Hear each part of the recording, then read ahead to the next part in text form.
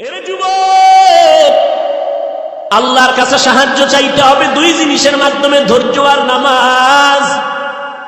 যারা চাইছেন আল্লাহ তাদের দিয়েছেন, আমরা চাইতে জানি না। জিহ্বা না পাক, চোখ না পাক, অন্তর না পাক, কান না পাক। গুনাহ করতে করতে করতে করতে মনে হয় যেন এখন আমি যেদিকেই তাকাই আমি দেখি শুধু গুনাহ গুনাহ গুনাহ গুনাহ। কিন্তু এই রকম আলেমের কাছে না গিয়া যদি মরো, আল্লাহ উলামায়ে কেরাম নামায়ে দিছে নবীর ওয়ারিস, তওবার পথে ডাকে আসো। যত গুনাহ করো রে বান্দা, আমার মাওলার দরবারে বসে দুই ফোঁটা চোখের পানি ছাড়িয়া একবার যদি আল্লাহ ডাক দাও, একবার যদি আমার আল্লাহ বলে ডাক দিতে পারো, জীবনের গুনাহ তোর একটা ডাকের বিনিময়ে ক্ষমা হয়ে যাবে। কিন্তু ডাক দিতে পারলা না, মাকে মা বইলা ডাকো, মা কত খুশি। আব্বাকে আব্বা বলে ডাকো, বাবায় কত খুশি। ওরে আব্বা আব্বার থেকে আমার মাওলার মায়া কি কম। ওই আল্লাহর দেওয়া পানি, ওই আল্লাহর দেওয়া বাতাস, আল্লাহর দেওয়া সূর্যের আলো, চাঁদের আলো, এগুলো ভোগ করি আমার মাওলারে কেন ভুলিয়া গেছো। ওরে মরণের কালে যদি আমার মাওলায় তোর সাথে না থাকে, হঠাৎ দেখবি তোর সামনে জাহান্নামের আগুন, আজরাইলের মাথা আসমানে পা জমিনে, বিকট চেহারা নিয়ে যখন আসবে, রুহুটা দরিয়া যখন টান দিবে, শরীরের 360টা জোড়ার রগগুলো ছিঁড়িয়া যাবে। ওদিকে জাহান্নামের ফেরেশতারা অপেক্ষায় তোমাকে ধরার জন্য। কবরের মধ্যে যখন নিয়ে যাবে, ও আম্মা জানেরা, যতই স্বামীর টাকা নিয়ে বাহাদুরি করেন, মরিয়া গেলে সাদা কাপড় পরাইয়া কবরে নিয়ে যাবে।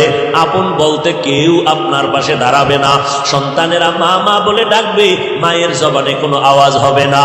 ও এলাকার যুবকেরা, বৃদ্ধ বাবাজিরা, তোমার মতো যুবক স্কুল কলেজে পড়ে এক বেলার নামাজও বাদ দেয় না। একটু জিহ্বা নাড়াইয়া সাক্ষী দাও, আছে না নাই? বলো বাবা, তোমার পায়ে হাত রেখে বলি, তুমি কেন নামাজ পড়তে পারো না? আমার মাওলার কোরআনটা কি মিথ্যা মনে করছো? আমার আল্লাহ 10 জন সাহাবারে জান্নাতের অগ্রিম সুসংবাদ দিলেন, জানোনি? ওই 10 জনের ভিতরে প্রথম কার নাম? আবু বকর। জান্নাতের টিকিট রেডি। জান্নাতের টিকিট পাইয়া কথা ছিল নাকটাই না ঘুমাইবে, ইবাদতের দরকার কি? টিকিট তো রেডি। কয় না, মদিনার নবী কয় আমি দেখি আবু বকর নামাজে দাঁড়ায় দাঁড়ায় রাতের বেলা কান্না করে। নামাজের পরে নবী কয় আবু বকর নামাজে কাঁদলেন কেন? কয় হাসরের ময়দানের ভয়ঙ্কর অবস্থার ভয়। বলে কেন ভয়? আপনি তো জান্নাতের টিকিট পাইছেন। কয় জান্নাতের টিকিট পাইছি ঠিক, যদি আমার মাওলায় বেজার হইয়া টিকিটটা ক্যান্সেল করে দেয়, তখন আমি আবু বকরের উপায় কি? আবু বকর নবী বলেন, আপনি নিজেই তো বয়ান করে আমাদের শুনাইছেন হাসরের মাঠটা কেমন ভয়ঙ্কর হবে। নবীরা পর্যন্ত নাফসি নাফসি নাফসি বলে কাঁদবেন, উম্মতের কথা বলে যাবেন। ওই সময় নবীজি, সূর্য থাকবে মাথার উপরে, জাহান্নামের আওয়াজ, ওই সূর্যের গরমে মাথার মগজগুলো টাস টাস করে ফেটে যাবে, পায়খানার রাস্তা দিয়ে পেটের নাড়িবড়িগুলো পড়তে থাকবে, অপরদিকে জাহান্নামের আওয়াজ।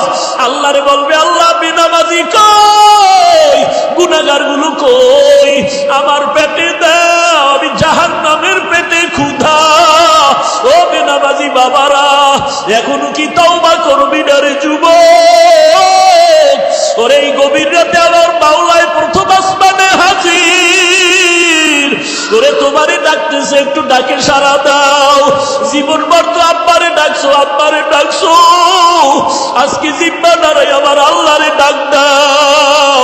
আমার আল্লাহ প্রথম আসমানে হাজির, ডাকো আল্লাহ। আমরা তোমার ডাকে সাড়া দিয়া ময়দান ছাড়ি নাই। ও আল্লাহ, আমার মতো গুনাহগার এই মাঠে কেউ নাই।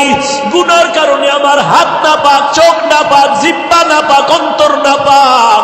ও আল্লাহর বান্দারা, আবু বকর যদি জান্নাতের টিকিট পাইয়া নামাজে দাঁড়ায়া কাঁদে, তোমার আমার কি পরিমাণ কান্না করা দরকার? ও যুবকেরা, মনে নাই এই জীবনে কত যুবকের লাশ কবরে চলে গেল, এই জীবনের কত বন্ধুরে হারাইয়া ফেললাম। ও যুবকেরা, পায়ে হাত রেখে বলি, এখনো সময় আছে, তওবা করো। তোমার মতো যুবক চাকরি করে, র্যাব, আর্মি, পুলিশ, বিডিআরের চাকরি করে, নামাজ ছাড়ে না, এরপরও তুমি কেন নামাজ পড়তে পারো না? তোমার মতো যুবক ময়দানে কৃষি কাজ করে, নামাজ পড়ে, গাড়ি চালায়, নামাজ পড়ে, নদীর মধ্যে মাছ ধরে, নামাজ পড়ে, তুমি কেন পারো না রে বাবা? আবু বকরের কান্নার আওয়াজ। ও মায়ার নবী, হাসরের ময়দানে এমন ভয়ঙ্কর অবস্থা হবে, নবীরা পর্যন্ত যাদের কোনো গুনাহ নাই তারা পর্যন্ত ভয়ে আতঙ্কিত হইয়া নাফসি নাফসি বলে কাঁদবেন। উম্মতের কথা মুসা নবী ভুলিয়া যাবেন, আদম নবী উম্মতের ভুলিয়া আল্লাহর কাছে কাঁদবেন আর বলবে, আল্লাহ আমারে বাঁচাও, আমারে বাঁচাও, আমি জাহান্নাম সইতে পারি না, সূর্যের গরম সইতে পারি না। মানুষগুলো গরমে ছোটাছুটি করবে, পালাইতে আরম্ভ করবে। আল্লাহ বলবে, কই যাও? ওদিকে জাহান্নামের আগুন, কোথায় দৌড়াইতেছো? দাঁড়াও, আমি আল্লাহ আজকে ইনসাফের বিচার করব। আবু বকর বলে, নবী ওই দিন যদি সিরিয়ালে আমার আল্লাহ আমারে ডাক দিয়া কয়, ও আবু বকর আমার জান্নাতের জন্য কি আমল নিয়ে আসছো? ও আল্লাহ, নামাজ পড়লাম, তেলাওয়াত করছি। আল্লাহ যদি বলে, আবু বকর তুমি জাহান্নামে যাও, কারণ তোমার একটা আমল আমার চাহিদা মতো হয় নাই, তখন আমার উপায় কি হবে? ওই সময় তো আমার হাতেও তো জাহান্নামের হ্যান্ডকাপ লেগে যাবে। ওই সময় জাহান্নামের একটা সেকেন্ডের গরম আমি আবু বকর সহ্য করতে পারবো না। ও আল্লাহর বান্দারা, যারা টুকটাক আমল করেন, নামাজ পড়েন, এই নিয়ে বাহাদুরি করিয়েন না। আসলে যেইভাবে আমার মাওলারে সেজদা দেওয়া দরকার ছিল ওইভাবে তো সেজদা দিতে পারি নাই, যেইভাবে আমার নবীর সুন্নাত মানা দরকার ছিল ওইভাবে পারি নাই, যেইভাবে কোরআন পড়া দরকার ছিল ওইভাবে পারি নাই।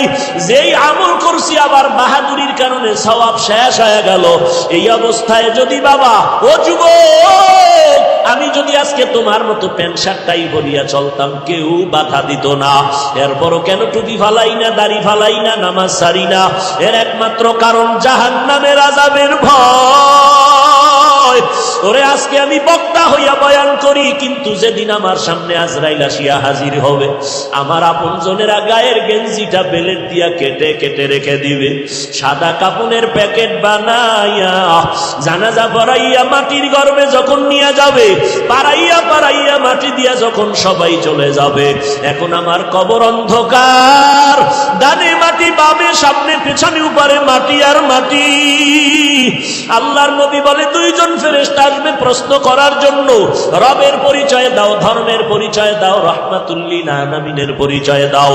ওরে গুনাহ নিয়ে যদি কবরে যাও, ওরে যারা গুনাহ করলা, নামাজ নাই, রোজা নাই, পর্দা নাই, মা বাবার খেদমত নাই, আলেমদের পরামর্শ নাই, আমল নাই, এই অবস্থায় তওবা না করিয়া যদি কবরে যাও, আল্লাহর ওয়াদার হবে, ও ফেরেশতা এর ধর, জাহান্নামের শিকল লাগাইয়া ধর, কবরে জাহান্নামের বিছানাটা দাও, জাহান্নামের দরজা খুলে দাও, জাহান্নামের আগুনে কবরটা গরম, একটা না, দুইটা না, 99টা সাপ।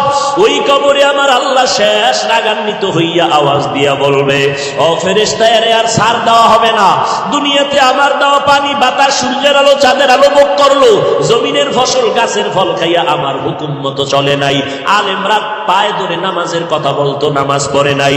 এখন আর দেরি হবে না, এই নাফরমান গুনাহগারের ছাড় দেওয়া হবে না। ও কবরের মাটি, এই বেঈমান নাফরমানের কবরের মাটি দুই দিক থেকে জোরে জোরে চাপ দাও, এত জোরে কবরের মাটি চাপ দিবে পাঁজরের হাড় চুরমার হয়ে যাবে। ও আল্লাহর বান্দারা, একটু মাওলার কাছে চোখের পানি ছাড়ো। ওস্তাদের শাস্তির ভয়ে যদি ছাত্র কান্না করে, মা বাবার শাস্তির ভয়ে যদি সন্তান কান্না করতে পারে, বিচারকের শাস্তির ভয়ে যদি আসামি কান্না করে, আমার মাওলার জাহান্নামের ভয় কি কম? ওরে গুনাহ নিয়ে গেল, আগুন কেমনে সহ্য করবারে যুবক? এখনো সময় আছে, তওবা করো, আর মনে মনে আমার আল্লাহরে ডাকো, আর বলো, দয়ার মালিক, আমার মতো যুবক যদি দাড়ি রাখে, নামাজ পড়ে, স্কুল কলেজে পড়ে, আমি কেন পারবো না? আমার মতো যুবক যদি র‍্যাব, আর্মি, পুলিশ, বিডিআরের চাকরি করে, নামাজ পড়ে, আমি কেন পারবো না? ও আল্লাহ, আজকে থেকে তওবার নিয়ত করে ফেললাম, মরিয়া গেলে যাব, তারপরও দাড়ি কাটবো না, নামাজ ছাড়বো না, মা বাবারে কষ্ট দিব না, উলামায়ে কেরামের বিরোধিতা করব না, দেশ জাতির বিরুদ্ধে ষড়যন্ত্র করব না, 5 বেলার নামাজ পড়ব, নবীর তরিকায় সুন্নাত মেনে চলবো, উলামায়ে কেরামের পরামর্শ নিয়ে চলবো।